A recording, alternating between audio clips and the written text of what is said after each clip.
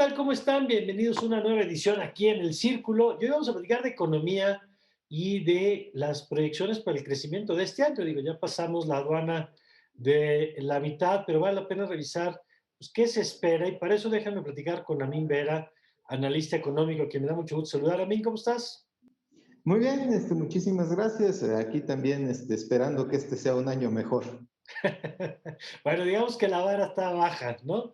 Ya lo vamos a platicar y lo que significa eso comparado contra el 2020. Y está con nosotros Ana Berta Gutiérrez, economista, investigadora de México. ¿Cómo vamos? Ana Berta, qué gusto tenerte de nuevo por acá. Hola Mario, el gusto es mío. Gracias por la invitación. Al contrario, y a ver, Ana Berta, si te parece, comenzamos contigo, porque hemos tenido oportunidad de conversar varias veces a lo largo de estos meses, ya desde el año pasado, y hemos ido tomando el pulso a cómo va este asunto. Y lo primero es que llama la atención que las tasas de crecimiento que vemos a veces son muy altas, pero creo que tiene que ver con esto que decía Amin, que son muy altas porque si nos comparamos contra el 2020, pues cualquier cosa es alta, ¿no? Yo veía los datos hace poco de crecimientos enormes, de veras, lo mismo en la inflación que en el crecimiento de la economía. Y quizá valdría la pena empezar por ahí, ¿no? Que nuestra referencia inmediata es como distorsionada frente a un año típico. En efecto, sí, como estamos acostumbrados a tener, estábamos al menos acostumbrados a tener indicadores con tasas no muy altas de crecimiento, precisamente porque México tiene este problema de que no logramos tener crecimiento alto y sostenido, y estábamos acostumbrados a ver un 2%, 3%, 1%, y ahorita lo que estamos viendo, por ejemplo, en el IGAE de hace algunas semanas, son tasas anuales de crecimiento de dobles dígitos, ¿no? Más arriba del 20%, lo cual en un inicio podría verse como una noticia pues súper buena, ¿no? Un crecimiento de más de 20% evidentemente sería fantástico, pero es precisamente Oye, este tema. ve uno eso, Ana Berta, y piensa ya que sean los chinos, ¿no? Exactamente, pero la realidad es que nos estamos comparando con meses como abril 2020, meses como mayo 2020, cuando la actividad económica estaba tan baja que ya la recuperación, y ni siquiera una recuperación completa todavía, muestra incrementos anuales así de pronunciados, ¿no? Y otra cosa que va de la mano con eso es que no solo hemos estado viendo tasas de crecimiento altas en diversos indicadores económicos, sino que han ido subiendo las expectativas para el crecimiento del país en este año, ¿no? En 2020. Un ejemplo muy claro es la encuesta de que Banxico hace a los especialistas en economía del sector privado, que durante todo el inicio de 2021 y ya yendo a la mitad, han ido subiendo sus perspectivas económicas hasta que llegaron a una tasa esperada de 5.15% en la encuesta de mayo, por ejemplo, ¿no? Y Banxico, la organización en sí, también ha ajustado al alza sus expectativas de crecimiento, pero sí, a veces se nos olvida que incluso un crecimiento alto en 2020 económicamente no necesariamente nos va a llevar a una recuperación económica. Claro, en el 2021, digamos, porque yo quisiera ver a mí, es que es curioso porque el 2020 todavía lo tenemos como muy presente, ¿no? Vemos hasta torneos este año con fecha 2020, y es que era el torneo que no se hizo el año pasado, creo que lo tenemos todavía ahí muy presente.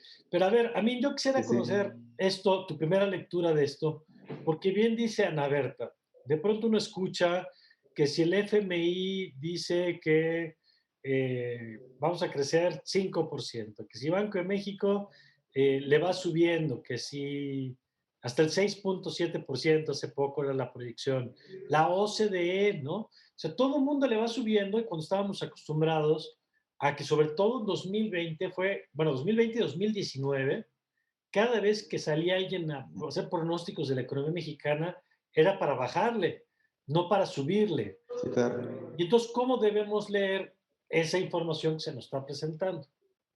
Bueno, es muy en línea con lo que comentaba hace un momento, Ana Berta.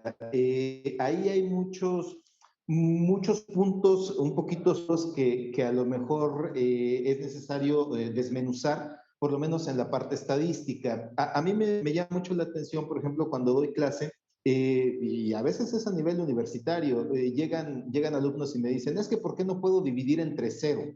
Es una cuestión así. A veces el concepto de no tener nada puede ser matemáticamente confuso. ¿A qué me refiero? Igual que Ana Berta, por aquí seguimos, entre otros muchos indicadores, el tráfico de pasajeros de los aeropuertos en México.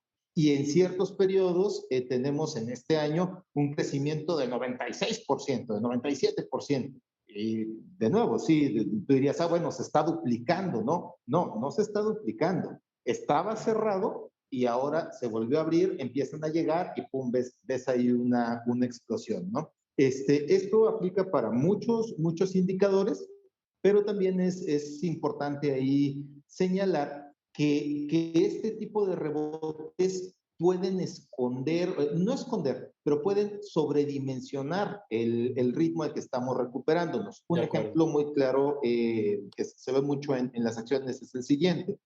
Si tú perdiste 10% el año pasado y ahora recuperas 5, en realidad no estás recuperando 5 de lo que antes tenías. Estás recuperando 4.5 porque estás partiendo de una base más baja. Entonces, sí, yo creo que sería importante tomar con un grano de sal las mediciones que vemos de aquí hacia adelante. De acuerdo. Porque, a ver, Ana Berta, yo quisiera ir desmenuzando esto que están ustedes apuntando. Y déjame primero regresar a esto que apuntaba Min. Hay quien ha usado la figura de tú te caes en un pozo de 10 metros y luego subes 5, que entiendo que lo que nos explicaba Min es que ese porcentaje pues, es menor porque la base es distinta, ¿no? Pero esta idea de que nosotros venimos de una caída del 0.5 en 2019, luego una caída del 8.5, si no me equivoco, en 2020, y estamos viendo esta proyección de crecimiento. Pero, ¿qué tan lejos estamos? Y ahorita vamos a ir desmenuzando en los siguientes segmentos los factores del crecimiento de la economía para ver qué tan artificial es esto o qué tanto de veras estamos teniendo condiciones que permiten pensar en un crecimiento. Pero, ¿qué tanto, como estás viendo hoy la situación, qué tan lejos estamos de regresar al punto de partida, si me permiten la expresión, de donde estábamos antes de esta gran caída que tuvo la economía mexicana? Pues mira, es algo que a nosotros en México, como vamos, y creo que a muchos economistas nos ha interesado mucho ver, ¿no? Porque precisamente como dice Amin, que hayamos caído en 8.5% durante 2020, no significa que con crecer 8.5% en 2021 ya vayamos a estar tablas. Es precisamente esto de la diferencia en las bases. Y por esto es algo que no todo mundo tiene siempre en mente. Por ejemplo, dice uno, Banxico tiene un límite superior de expectativa de 7% en 2021, entonces ya no estamos tan lejos, ¿no? Porque 7 no está tan lejos de 8.5%. Y pues la realidad es que sí, todavía estamos debajo. Para recuperar básicamente tablas y solo tablas, no ir más allá de lo que teníamos en 2019 antes de la crisis, tendríamos que crecer un 9.3% en 2021. Esto es una tasa más alta del 8.5 de la caída y más alta del 7%, que es el límite superior que traía Banxico en su informe trimestral del primer trimestre de 2021, ¿no? Y ahorita lo que tenemos de información hasta el primer trimestre de 2021 es que hemos recuperado alrededor de 83-84% de lo que perdimos en el segundo trimestre de 2020, ¿no? En el segundo trimestre de 2020 fue cuando vimos esta caída estrepitosa, paro casi total de muchas actividades y pues hubo una caída, me parece que de 18% trimestral, con unos decimales más en ese periodo, ¿no? Y hemos recuperado al cierre del primer trimestre de 2021 alrededor de 80%, pero el problema es que se ha ido ralentizando un poco esa recuperación, ¿no? En el tercer trimestre de 2020 el salto fue pues magnífico, digamos, porque al abrir muchas actividades, pues hubo un incremento fuerte respecto al segundo trimestre cuando muchas cosas estaban paralizadas. Pero lo importante aquí es que no perdamos de vista lo que decíamos desde antes de la crisis, ¿no? México no tiene un crecimiento suficiente. Ahorita no es suficiente con crecer incluso al 9.3% en 2021, que pocos ven posibles, ¿no? Hay posibilidades de 6, hay posibilidades de 7%, 9.3 está más lejos de alcanzar, entonces por ello no muchos analistas esperan que 2021 cierre ya con recuperación completa, pero tenemos que ir más allá de eso, ¿no? Tenemos que ver las bases de infraestructura, ver el crecimiento potencial de México y ver qué estamos haciendo que nos impide llegar a un crecimiento alto, que no solo sea recuperación, sino ya una senda de crecimiento alto y sostenido. Yo quiero que en el siguiente segmento nos enfoquemos en esto que dice ahora Ana Berta, las condiciones que estamos teniendo para el crecimiento que no sea solamente un efecto rebote, digamos. Pero, ¿qué explica a mí que sin que haber, digo, ya un poco lo anticipaba, supongo que con esto de la reapertura de la economía, pero qué explica este crecimiento con tasas tan altas y a qué se debe? ¿Simplemente que teníamos la cortina cerrada y la abrimos? ¿O es que algunos sectores empiezan a mostrar cierto dinamismo, que estaban detenidos y se están? Por supuesto, te pregunto si tiene que ver con el crecimiento de la economía de Estados Unidos, que esa parece que sí es un crecimiento de a de veras. ¿Cómo atribuyes tú estas tasas que estamos teniendo hasta este momento? Sí, justamente para allá iba y también a lo mejor lo podríamos profundizar en el siguiente segmento. Sí, de hecho, todos los factores que tú comentaste han contribuido un poco a este rebote. O sea, en primer lugar, como ya decíamos, es directamente la comparación. O sea, estás comparando de una cosa más baja, entonces cualquier cosa se va a ver más grande. En segunda, suena hasta simplista, pero muchas veces es así. En algunos sectores, como por ejemplo el comercio al por menor, los indicadores del INEGI muestran que sí es un efecto tal cual de teníamos la cortina abajo y ahora abrimos. Entonces, con que nos lleguen 3, 4 gentes, pues bueno, comparándolo con el periodo anterior, pues tenemos un crecimiento fuerte. La tercera también muy importante, como ya mencionas, es la recuperación en Estados Unidos. Estados Unidos, a diferencia de México, sí está presentando una situación macroeconómica que apunta a una recuperación sostenida, a que van a regresar a la senda de crecimiento que tenían y es probable que ellos sí en 2 años más, a lo más, tengan una recuperación por lo menos al nivel que tenían prepandemia, en muchísimos aspectos incluso más arriba. Y ahí sí es una cosa que aquí hemos estado siguiendo muy de cerca. El hecho de que en México, en México todo es desigual y una de las cosas más desiguales que hay es el desempeño de los distintos sectores. Por ejemplo, cuando uno ve los reportes del INEGI sobre empresas manufactureras que tienen programa IMEX, que son los que están especializados para exportar a Estados Unidos. Esos son prácticamente los únicos que ya están ahorita, hoy por hoy, ya están al nivel que estaban antes del cierre por la pandemia. Las cadenas de manufactura de ciertas regiones también ya están en ese nivel y tienen ahorita todo para seguir creciendo y estar por arriba. Hay otros sectores como la construcción, por ejemplo, que híjole, apenas el mes pasado tienen apenas una pequeña recuperación y se siguieron hundiendo. Entonces, en México, sí, a diferencia de otras economías más avanzadas, esta recuperación va a ser muy sectorial. Depende de con quién estás y qué tan cerca estés de Estados Unidos, será si te recuperas o no.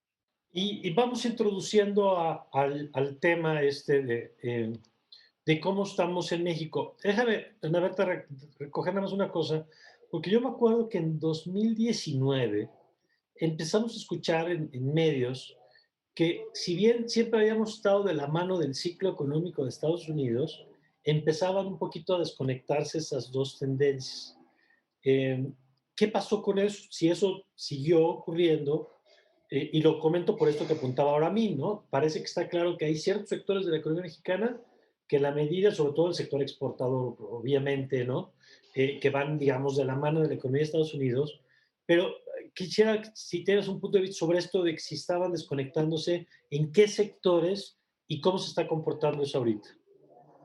Sí, en efecto, se empezaban a desconectar antes de la crisis Ujú. y veíamos con ojos de preocupación esto, ¿no? Porque empezábamos a hablar de la competencia de México con China en términos de comercio con Estados Unidos, de la competitividad de México, qué tanto estábamos atrayendo inversión y qué tanta producción estaba creciendo para satisfacer las necesidades de la demanda estadounidense. Porque recordemos que alrededor del 90% de nuestras exportaciones van a Estados Unidos, ¿no? Básicamente todo. Entonces, ahorita lo que vimos, primero que nada, pues la caída pandémica fue generalizada a nivel global, pero lo que hemos visto en la recuperación es que sí ha ido en sectores, como dice Amin, muy de la mano con la economía estadounidense, ¿no? La economía estadounidense en muchos aspectos todavía no logra recuperación, pero en términos de PIB, en el primer trimestre de 2021 ya quedó tablas con lo que tenía en el primer trimestre de 2020. Entonces, esto definitivamente es noticia buena para ellos y noticia buena para el sector manufacturero mexicano, ¿no? Lo que me queda a mí muy claro es que sí lo ha impulsado porque las industrias manufactureras son uno de los pocos sectores en México que ya recuperaron su caída económica. muchos no lo han hecho, algunos por razones lógicas, como los restaurantes, las actividades de entretenimiento, la música, el deporte, siguen muy por debajo de sus niveles del primer trimestre de 2020, pero las industrias manufactureras al cierre del primer trimestre de este año ya quedaron, recuperaron, digamos, 105% de lo que perdieron en el segundo trimestre del año pasado, ¿no? Y esto, pues definitivamente es gracias al impacto de la demanda reactivada en Estados Unidos y va también de la mano con la recuperación ya completa de otros sectores como el comercio al por mayor, ¿no? Que son muchos insumos, no tanto comercio al por menor de gente como nosotros, ciudadanos de todo, de diario. Entonces, sí, hace falta ver qué tanto va a durar esto, ¿no? Definitivamente es un efecto del rebote, de la reactivación de la demanda estadounidense, pero hace falta ver si lo vamos a aprovechar y si vamos a aprovechar también el nuevo TEMEC y todas las oportunidades que nos da para impulsar y hacer crecer nuestro comercio con el país del norte, ¿no? Entonces, ahorita se quitó un poco esa liga entre el crecimiento de Estados Unidos y el de México, porque pues no afecta a otros sectores importantes y que están muy rezagados en nuestro país, pero sí está proporcionando un impulso importante. Ok, vamos a hacer un corte para regresar con esto que hemos aprendido con ustedes y con otros nuestros invitados de los motores de la economía, ¿no? Inversión privada, inversión pública, el tema de las exportaciones que ahorita apuntaba Ana Berta con el asunto de la vinculación, el consumo interno, ¿no? Como motor. Vamos a revisar si les parece un poquito cómo anda la maquinaria. Aquí con nuestros invitados le vamos a tomar los indicadores, digamos, a cada una de estas variables a ver qué podemos esperar en términos de crecimiento, sobre todo de largo plazo, porque ya nos han explicado que hoy tenemos un poco un efecto ilusión, que hay que tomarlo con reservas y no echar las campanas al vuelo. Vamos a la pausa y regresamos con nuestros invitados aquí con más en el Círculo. Ya volvemos.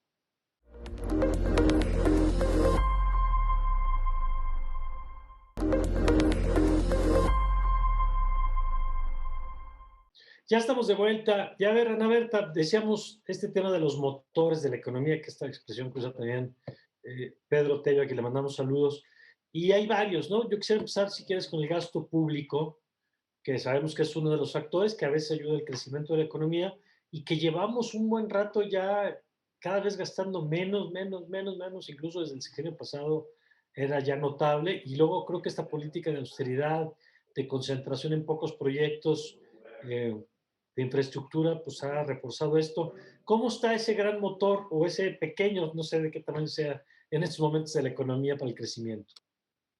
No le digamos pequeño porque eso es minimizar su importancia y su importancia es elevadísima, ¿no? Sabemos que más allá de cuánto suma en términos monetarios al PIB de cada periodo, el gasto gubernamental bien ejercido tiene la capacidad de generar infraestructura que detone más actividad económica, tiene la capacidad de mejorar las calidades de vida de los habitantes del país y también bien ejercido tiene la capacidad de ir borrando poco a poco problemas como son la pobreza y la informalidad laboral, ¿no? Pero es cierto lo que dices, en particular me viene a la mente ahorita el dato que recibimos hace un par de semanas de inversión y particularmente inversión pública, y ahí lo que queda claro es que a lo largo de los últimos años, no solo a raíz de la crisis, sino desde antes, el peso de la inversión pública sobre la inversión total ha ido disminuyendo, ¿no? Cada vez pesa más la inversión privada, que también recordemos que ha ido en picada en periodos recientes, pero aún con eso, el peso de la inversión pública sobre la inversión total ha ido disminuyendo. Y eso es una parte de la preocupación porque obviamente hay menores niveles, pero la otra parte es la planeación y la estrategia de los proyectos en los que sí se invierte, ¿no?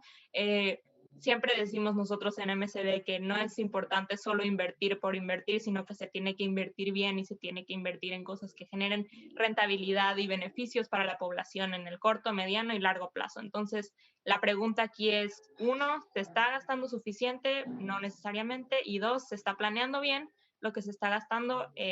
Pues muchos expertos dicen que no ¿Por hay qué no? ¿Por qué no, Ana suficiente, Berta? suficiente planeación en diferentes aspectos de proyectos como el Tren Maya, como la refinería Dos Bocas, una visión hacia el futuro, incluso cercano, en términos de qué tan rentable va a ser invertir en petróleo cuando ya vienen las nuevas energías, qué tan rentable, qué tan útil va a ser para la región del Istmo. El Tren Maya realmente va a detonar lo que se espera que detone turismo, entre otras preocupaciones ambientales y de impacto sobre la gente que vive ahí, ¿no? Entonces, eh, creo que tiene que ir de la mano esto, la magnitud de la inversión y del gasto público, pero también ir bien planeado y tomar en cuenta a quienes viven ahí y a quienes tendrían que ser beneficiados por esos proyectos. Y sobre esto, sobre esto que plantea Ana Berta, ¿tú cómo lo ves? Porque además, yo sé que cualquier comparación con Estados Unidos, además de que puede caer gorda, a veces es inapropiada por el tamaño de las economías. Pero sí me llama la atención que buena parte de este crecimiento del que hablábamos en el segmento anterior de Estados Unidos tiene que ver, y lo decíamos incluso en la pausa, con una inyección de gasto muy importante, ¿no? Llegó el presidente Biden y él dijo, a ver, tenemos que tener una recuperación rápida, hay que meterle recursos, y no solamente una parte de recursos más de apoyo a quien perdió empleo y estas cosas, sino gasto en infraestructura, ¿no? Está esta discusión de meterle a carreteras, de meterle, porque dicen hay que poner al país al día. Insisto en que sé que es distinto a Estados Unidos, primero por la solidez o la percepción internacional de la solidez de la economía de Estados Unidos, pero sí contrasta, digamos, quizá con la ortodoxia mexicana, incluso de un gobierno que se supone que no es tan ortodoxo, pero que en este tema del gasto sí es como no nos movemos, no nos endeudamos, no gastamos más que en estos proyectos. ¿Cómo lo ves tú en el impacto que tiene esto en el crecimiento de la economía? Bueno, es curioso y sí coincido bastante en lo que tú decías de que las comparaciones con Estados Unidos a veces son odiosas. Muchas veces de este lado tendemos como a romantizar la economía estadounidense y la infraestructura es un buen ejemplo. El plan que está impulsando Biden no es algo que nació con su gobierno, viene de mucho más atrás y tiene que ver con el hecho de que realmente la infraestructura estadounidense ya tenía muchos años que no recibía el mantenimiento adecuado. Y en algunas situaciones de infraestructura, tanto física, carreteras, presas, este tipo de cosas, como cosas un poco más avanzadas, por ejemplo, su sistema bancario, llega a parecer paradójico, pero hay momentos en los que México tiene mejor infraestructura que Estados Unidos en ciertos sectores.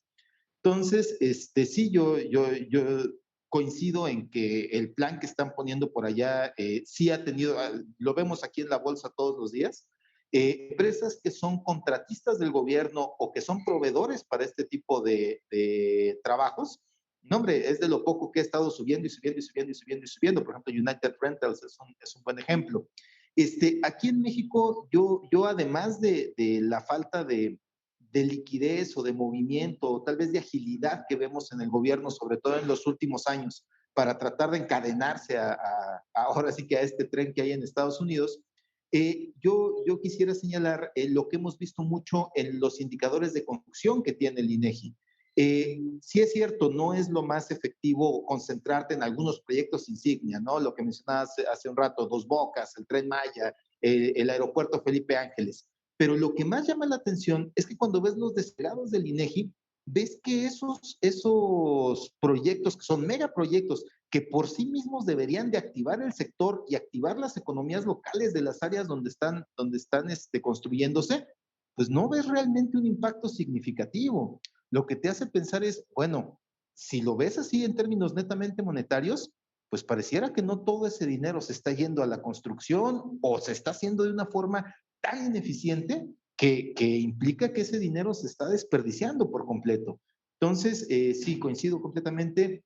Habría que tener parámetros más dinámicos para tratar de influir a través del gasto público, pero también nos hacen falta mecanismos de eficiencia y de rendición de cuentas como los que Mm, tienen en Estados Unidos. ok.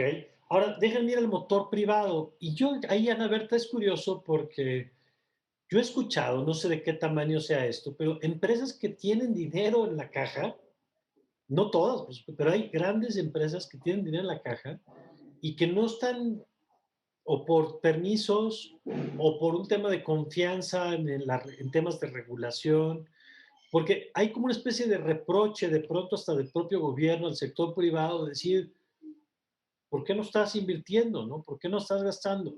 Y yo quisiera un poco conocer tu respuesta a eso. Si si primero, si consideras que sí hay recursos para la inversión y dos, si no se están ejerciendo esos recursos, ¿por qué no? Si es un problema, hay quien hasta hace lecturas políticas, ¿no? Dice, no, no es que no quiere invertir.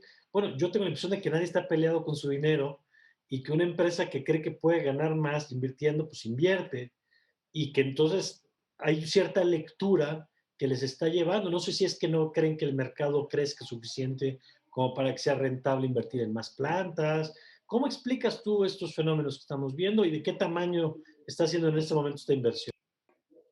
Sí, pues mira, y lo primero que dices, es claro que no todas las empresas han logrado recuperarse de la crisis, es claro que muchas tuvieron que cerrar, entonces muchas en realidad no tienen recursos, pero ahí el contraargumento, si queremos verlo así, es la serie histórica, ¿no? La serie histórica de la inversión privada nos muestra que traía problemas desde antes de la crisis y eso nos quita de la mesa la teoría de que está cayendo únicamente porque no hay recursos que invertir. La realidad es que sí hay recursos que invertir, hay bastantes empresas grandes que, aunque tuvieron un impacto por la crisis, todavía tienen capital para destinarlo a inversiones nuevas e intentar incrementar su capacidad de producción en diferentes países. Y no podemos negar que el impacto de muchas decisiones que se han hecho reciente y ya no tan recientemente ha sido fuerte sobre la confianza que las empresas y los privados tienen para invertir en el país, ¿no? Y participando en proyectos tanto privados como públicos. Recordemos que muchas de las controversias que se han generado han sido de incumplimiento o puesta en duda más bien de contratos que había con el sector público.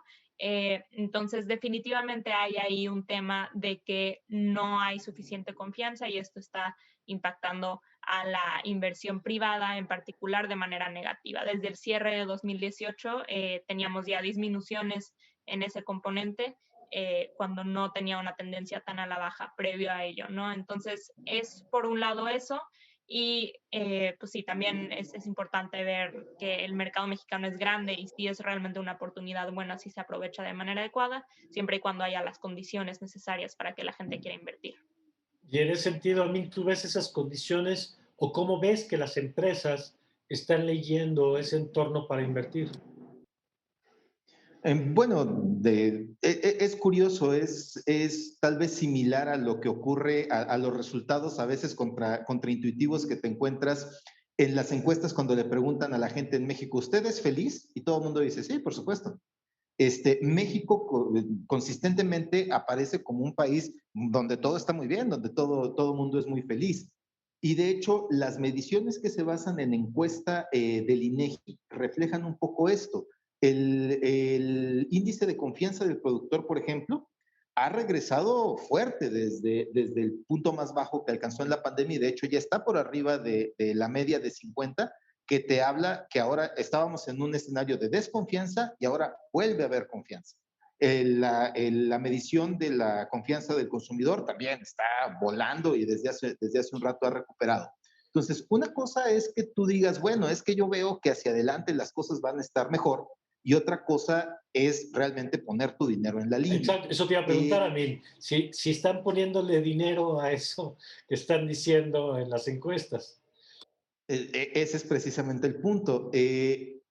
Independientemente de que sí, como bien mencionan, ha habido situaciones y decisiones de parte del gobierno que afectan directamente la confianza, hay que tener en cuenta que el mantener dinero en la caja, dinero en efectivo en la caja de la empresa, es una manera de blindarte ante cualquier problema que pueda salir hacia adelante. Un ejemplo maravilloso que vimos en la Bolsa Mexicana fueron los grupos aeroportuarios. OMA, Grupo Aeroportuario del Pacífico y Azur son de las empresas que mantenían mayor proporción de efectivo en caja y estuvieron cerradas durante meses, no llegaba nadie Y y no a la acción y a quebraron, las empresas les pasó, claro, no y no solamente no quebraron. quebraron, les pasó de noche porque tenían ese colchón. Entonces, lo que estamos viendo también, si analizas los CAPEX, que es el Capital Expenditure, el gasto que hacen las empresas en inversión física hacia adelante, también está muy disminuido. Entonces, sí, vemos que hay como cierto optimismo así intangible, ¿no? Sí, las cosas van a mejorar, pero a la hora de, órale, vamos a meter, invertir y a construir una nueva fábrica o una nueva planta, por lo menos las empresas que cotizan públicamente en la Bolsa Mexicana, se lo están tomando con un poquito más de cautela. ¿Y qué tendría que pasar, Ana Berta, para darle la vuelta un poquito a esto? Porque es muy interesante lo que dice Amin. Hay ciertos indicadores estos de confianza que apunta, el propio crecimiento, que aunque ya nos explicaron en el primer segmento, que no es un crecimiento real, sino que es más bien una tendencia a la recuperación, y conste que dije tendencia, porque ya nos explicabas tú que para llegar al punto de caída, digamos, tendríamos que estar creciendo todavía mucho más de ese 7%, que es el mejor de los escenarios. ¿Qué tendría que pasar? Y si tú ves condiciones que pudieran darse para acelerar esa inversión privada, porque yo he escuchado anuncios en por lo menos dos ocasiones de planes de infraestructura del sector privado con el gobierno y se anuncia, ya sabes, la danza de los millones y al día siguiente tenemos los titulares en prensa, pero luego yo no sé qué pasa entre el anuncio y que se materializan porque tengo la impresión de que pues eso no está ocurriendo, ¿no? Sí, en efecto, ahí mencionas dos cosas que son importantes para esto de la reactivación de la inversión, si lo queremos ver así, ¿no? Por un lado está lo que ya hemos mencionado tanto ahorita como en otras participaciones que hemos tenido de la confianza, ¿no? Es importante que cambie uno el discurso y dos las acciones que se hacen, ¿no? Dictámenes, decretos presidenciales, propuestas en la Cámara de Legisladores, todo eso tiene que alinearse para que pues, haya un mayor sentimiento de certeza jurídica que garantice que las inversiones vayan a prosperar. Y dos, estos planes que se han presentado ya varias veces, como mencionas, de infraestructura e inversión pública, podrían ser muy buenos elementos para impulsar la inversión tanto pública como privada, ¿no? Podrían presentarse proyectos con la mira de, por ejemplo, reactivar la economía y el sector construcción, que desde ya hace un rato también trae debilidad en México. Este tipo de proyectos pues, magnos, que son infraestructura que sí necesita la población o fábricas para generar más empleos y más actividad en sectores rezagados. Y ahorita lo que tenemos con la crisis es una gran oportunidad de identificar dónde están los rezagos, ¿no? Las cifras del INEGI propias nos muestran cuáles son los sectores que más inversión necesitan. Por ejemplo, la manufactura, te decía que ya está recuperada y siempre es bueno tener inversión en manufactura, pero hay otros sectores que ahorita pues están más rezagados y se podría invertir no solo inversión normal, sino inversión con mira de innovación, ¿no? De research and development, como se dice en inglés, para buscar no solo adaptarse a la nueva situación en la que estamos, sino con mira de cómo va a ser la economía y cómo va a ser la actividad económica en el país y a nivel global en los próximos años, ¿no? Todo esto tiene la capacidad de detonar crecimiento no solo ahorita, sino darnos más herramientas, más competitividad, un capital humano más preparado para los próximos años y las próximas décadas. Entonces, por ahí creo que mucho puede hacer el gobierno para dar certeza y poner una pauta para ver cómo es la inversión que queremos que llegue al país. Y sí, innegablemente también necesitamos que la economía se reactive para que la demanda interna crezca, el consumo crezca y esto requiera también de mayores inversiones. De Pero acuerdo. realmente todo está ligado y no podemos tener una cosa sin la otra. Vamos a hacer un último corte para regresar y yo quiero preguntarles dos motores más.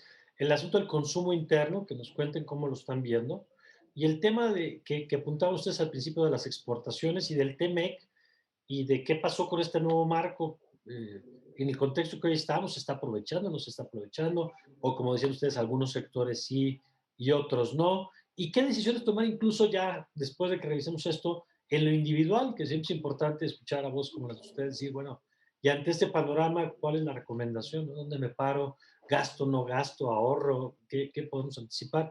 Lo platicamos si les parece regresando a este corte. Ya volvemos.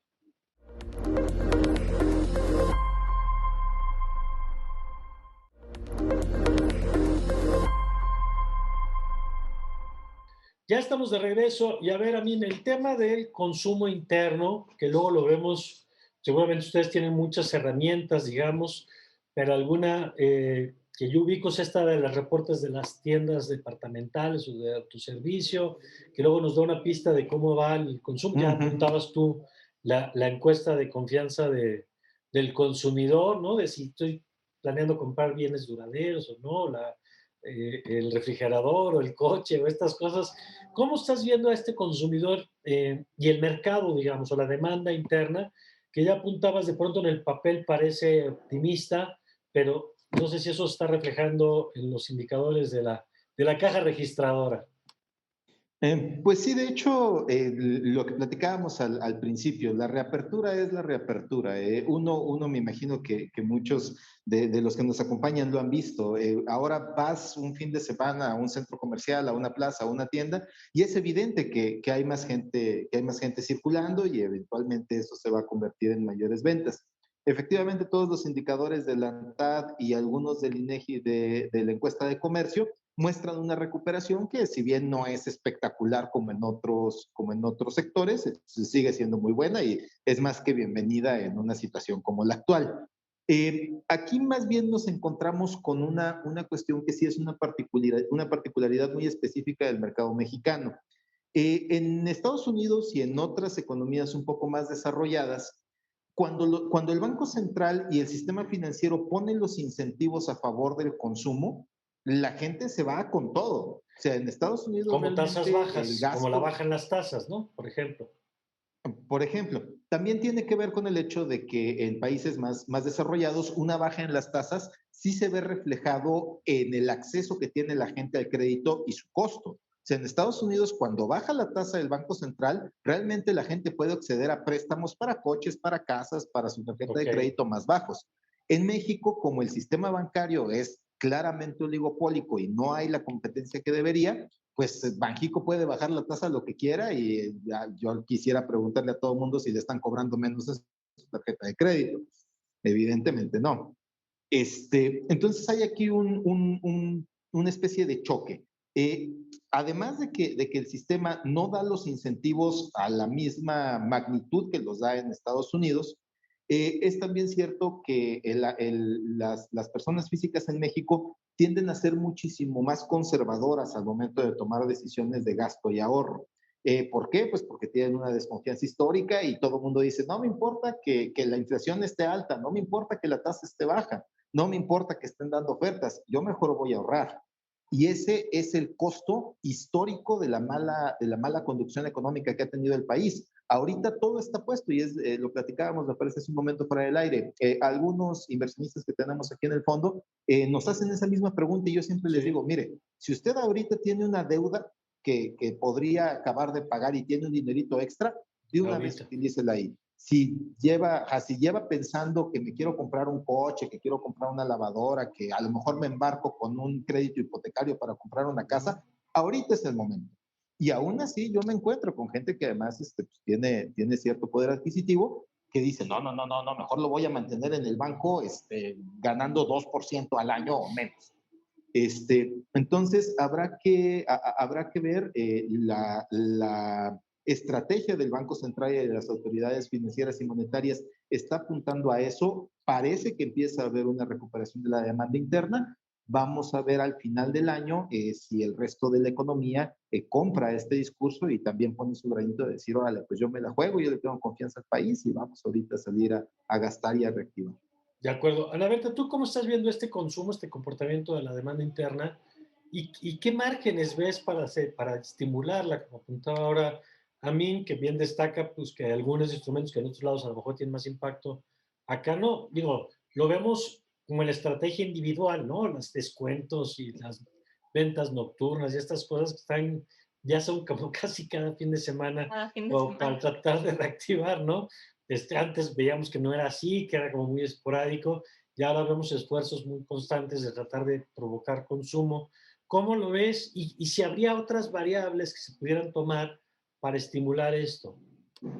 Aquí quiero hacer hincapié en algo que dijo a mí que me pareció interesantísimo y que explica en buena parte, creo, la tendencia del consumo en México. Él decía que los mexicanos son mucho más cuidadosos y menos confiados a la hora de tomar decisiones de gasto, especialmente decisiones grandes. Y lo que hemos visto históricamente es que en México el consumo privado, el consumo en el mercado interno, no es casi nada volátil. Lo que pasó ahorita en la crisis de 2020 fue algo pues realmente que no se veía antes, porque usualmente aunque hubiera una crisis, el consumo sí caía, pero no en tal medida. Es una variable normalmente muy constante, que no tiene variaciones demasiado altas, va subiendo, subiendo, pero tampoco que en tasas demasiado fuertes, y lo que pasó en 2020 fue que sí cayó, al igual que la mayoría de los indicadores, en caídas de doble dígito, y al momento me parece que tenemos cifras alrededor de marzo, abril, todavía no recuperamos los niveles de consumo que había antes, ¿no? Y esto de la falta de volatilidad refleja cómo, pues, ante un consumo más cuidadoso de los mexicanos, pues el impacto de las crisis no era tan fuerte previo al 2020. Pero aquí lo que dices de qué motores podríamos usar también tiene que ver con lo que decía Min, y es relacionado con la falta de ingresos que tiene la gente ahorita. Todavía no recuperamos todos los empleos que se perdieron. Los empleos que se han recuperado no tienen los ingresos iguales a los que había antes. No tenemos una proporción mucho más alta de trabajadores que están en subocupación, lo cual significa que sí tienen empleo, pero no están trabajando las horas que necesitan y que tenían antes. Entonces sus ingresos laborales son menores y por ende sus capacidades de consumo también son menores. Aquí la deuda podría tener un papel importantísimo, pero como dice Amin, en México no tenemos, por varias razones, una cultura de deuda tan fuerte. Por Bueno, un ya lado, hay un historial de deudas de crisis previas que hemos visto que ahora hay una cautela en el uso hasta de la tarjeta de crédito que no la habíamos visto en otros momentos. efectivamente, y eso no necesariamente es malo, o sea, que la gente sea responsable con sus finanzas es algo bueno, pero también ser demasiado cuidadosos puede inhibir el crecimiento de la demanda interna e inhibir el crecimiento económico, ¿no? No es como en Estados Unidos, que decía Mini, está este dicho estadounidense de America is built on debt. Estados Unidos está construido sobre la deuda, porque hay también la necesidad de una mayor educación financiera y mayor acceso, ¿no? También es un problema muy grande que hemos comentado incluso aquí contigo, la falta de acceso a servicios financieros en parte de la población, en muy gran parte de la población. Entonces, no solo es que la gente no se sienta confiada para usar la deuda, sino que mucha gente ni siquiera tiene acceso a esa herramienta para detonar el consumo de su hogar o su consumo personal. Entonces, ahí, pues eso tomaría más tiempo, pero una mayor educación financiera y un mayor acceso a las instituciones financieras para más parte de la población podría detonar no solo en este momento, sino en el futuro también el crecimiento económico de México. Y por otro lado, no podemos dejar de ponerle la lupa al tema del empleo y de los ingresos de la población. Como que a veces nos cansamos de decirlo tanto porque lo llevamos viendo desde abril de 2020, pero es un motor fundamental para el consumo interno. No podemos tener una recuperación o un crecimiento del consumo privado en México sin que la gente recupere sus ingresos y sus trabajos. Absolutamente. Y tú lo decías muy bien hace rato. Así como está la ilusión o el espejismo del crecimiento del 20%, está el espejismo de que la gente ya se volvió a emplear. La gente se volvió a emplear porque ante la falta de desempleo, el que no se ocupa no come, lo cual no quiere decir que la calidad del empleo o el nivel de ingreso sea igual al que tenía antes. Tú lo dices ahorita muy claro, Ana Berta, nada más porque de pronto vemos que ya se recuperaron los empleos o la ocupación, que sí, nada más que las condiciones no necesariamente son las mismas que antes de la caída, ¿no? Y yo quisiera a mí, en este recorrido que hemos hecho, ya nos hablaron del consumo interno, nos hablaron de la inversión privada, de la inversión pública, y el tema del mercado de Estados Unidos, pero ahora vinculado al tema del TEMEC. ¿Cómo estás viendo? Y si estás viendo alguna acción, yo sé que muchas veces cadenas productivas son el propio mercado el que las va resolviendo, ¿no? La oferta y la demanda. Pero creo que también tiene que haber política pública, tiene que haber sectores que se articulan mejor, como el automotriz, ¿no? Que es un ejemplo exitoso de vinculación de mercados. ¿Qué estás viendo en ese sentido, incluso en el marco del nuevo TEMEC, que me decía Ana Berta, pues estamos estrenando todavía realmente, ¿no? Sí, literal. Y bueno, de hecho, todo el asunto del Temec en México es un buen ejemplo de a veces lo fútil que es el oficio de ser artista y tratar de hacer pronósticos. O sea, cuando empezó a inicio de la presidencia de Trump, todo el mundo decía, no, es que el Temec está muerto, es que México va a descender horrible porque es que esto no va a jalar. Luego, cuando se alcanzó a renegociar, vino la fase contraria, ¿no? Es que vamos para arriba porque es que ahora ya desbancamos a China, es que ahora México es el principal exportador hacia Estados Unidos y bla, bla, bla.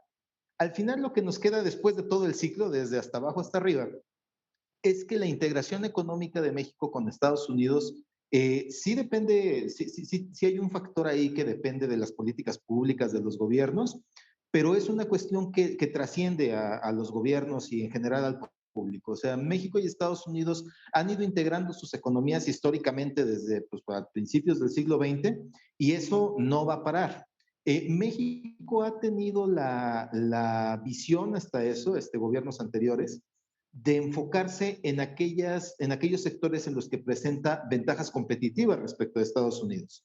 Tú mencionabas, por ejemplo, el caso de las automotrices, que es un ejemplo muy, muy interesante, pero en general, aeroespacial, todo lo que es manufactura ligera, México se ha colocado como un proveedor eficiente y a precios competitivos de Estados Unidos. Una cosa que yo no sé por qué no se voltea a ver más, incluso desde este gobierno que tiene ideas muy agristas, muy de, es que nuestra luz es zapata y no sé qué.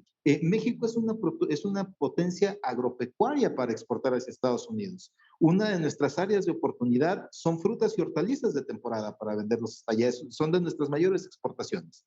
Entonces, el TEMEC ha tenido ciertos puntos oscuros, por ejemplo, en la parte agropecuaria, sí los grupos de presión en Estados Unidos han ejercido ahí cierta influencia para evitar la entrada de productos agropecuarios en los que México es competitivo, y ahí hay una oportunidad para que a través de política pública se pudiera detonar. Pero en general, industrias de alto valor agregado, sobre todo manufactura e industria aeroespacial, pues bueno, ahí las puertas siguen abiertas y en la medida en la que México pueda superar este lapso de falta de confianza y de falta de inversión, pues bueno, ahí hay una oportunidad muy grande para agarrar de ahí una palanca de desarrollo que otros países no tienen. Nos quedan más o menos 5 minutos de programa, Ana Berta. Yo quisiera hacerte la pregunta que tú planteaste. Así que si no te gusta la pregunta, es culpa tuya, porque tú fuiste la que puso el tema y los dos lo han dicho y me parece muy interesante. A ver, estamos haciendo la tarea para tener un crecimiento de veras sostenido más allá de este efecto rebote que estamos viendo en este momento. Creo que la respuesta en este momento, no que vaya a ser una respuesta definitiva, sería no, pero viéndolo como una oportunidad, ¿no? ¿Qué cosas podemos hacer mejor? Hemos hablado ya de la situación de la certeza jurídica y la confianza en la inversión en el país. Hemos hablado de la necesidad de reactivar sectores que están muy rezagados, donde también puede meter mano tanto el sector privado como el público, ¿no? El público mediante apoyos que pues no sé si se vayan a dar porque ya un año de la crisis no ha habido ninguna iniciativa para hacer eso, pero el sector privado también tiene mano ahí para agarrar oportunidades de crecimiento que ahorita están, como diría Amin, en ceros, ¿no? Pero también tenemos otras oportunidades ligadas a esto que decíamos ahorita, ¿no? Del TEMEC. El TEMEC creo que nos proporciona muchísimas oportunidades porque muchos de los requerimientos para estar en ese tratado tienen que ver con el mercado laboral y requieren reformas en nuestro mercado laboral, requieren una implementación más dura de los derechos laborales en México y requieren una mayor infraestructura y libertad de asociación, les requieren muchos cambios en el mercado laboral mexicano que no necesariamente serían malos. Si se cumplen estos y si se eleva el Estado de Derecho laboral para los trabajadores de México y si se cumplen muchos de estos requerimientos, podríamos llegar incluso a trabajos de mejor calidad y con mayores salarios y además tener una mayor competitividad para participar en comercio y en intercambio de ideas y talento con Estados Unidos y otros países, ¿no? Entonces, hay mucho que podemos hacer en términos de cambio regulatorio, implementación de la formalización de empleo, cambio en la legislación laboral, cumplimiento de los derechos laborales de los mexicanos, que en muchos casos no se da. Entonces, todo este tipo de cosas no necesariamente tendrían efectos inmediatos en términos de que ya veríamos un salto de 20% en el crecimiento económico, pero sientan las bases no solo para una recuperación, sino para una tendencia de crecimiento alto y sostenido en México, que es algo que necesitamos muchísimo. A ver, Amin, aquí ya nos hizo parte de la tarea Ana Berta con la lista. ¿Qué destacarías o qué le agregarías a estos elementos que nos puso ahorita de receta, de elementos que habría que ir palomeando, empujando en México? Bueno, uno muy importante que ya mencionó ahí y que hemos estado mencionando a lo largo de todo el programa, es fundamental regresar la confianza para la inversión. Si no hay confianza para la inversión, vamos a seguir estancados hasta que no regrese y digo, el desempeño macroeconómico de México ha mostrado que eso puede durar décadas. Entonces, ese sería uno de los principales. Otros que además ya se han tratado de impulsar tanto desde el sector privado como desde la administración pública, hay hay que modificar los marcos regulatorios institucionales para propiciar una mayor competencia. México sigue siendo, después de un siglo de intentos, sigue siendo un país enfocado en oligopolios y monopolios. Entonces, hay sectores, el energético, el minero, el industrial, el de comercio, el de transportes, prácticamente el que agarres, sigue siendo un mercado que está muy concentrado. Y mientras el gobierno, porque esto sí es una tarea primordialmente del gobierno, no abra y ofrezca los incentivos para una mayor competitividad y competencia al interior de estos sectores, pues vamos a seguir con ese crecimiento tendencial que llevamos de nadar de muertito desde hace años. Pues muy claro todo lo que nos han estado explicando a lo largo de este programa.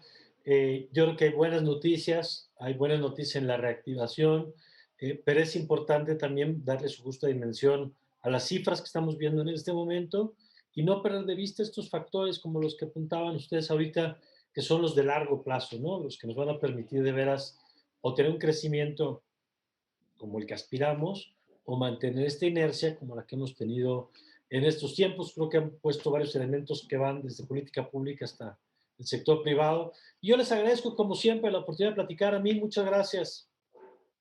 No, al contrario, Mario, Ana Berta, un placer estar aquí. Muchas gracias, Ana Berta. Como siempre, un gusto platicar contigo. Igualmente, Mario, muchas gracias por la invitación. Por acá nos vemos próximamente. Seguro que sí, ya iremos tomándole el pulso al desarrollo de la economía. Gracias a los dos y gracias a usted por acompañarnos. Yo estoy seguro que a usted, como a mí, nos han ayudado a entender mejor dónde estamos parados hoy. Y le invito a que comparte este programa, a que nos siga, como siempre, en nuestras redes sociales y a que continúe con nuestra programación aquí en Justicia TV. Yo soy Mario Campos y le deseo, como siempre, que tenga usted un magnífico, pero un magnífico día.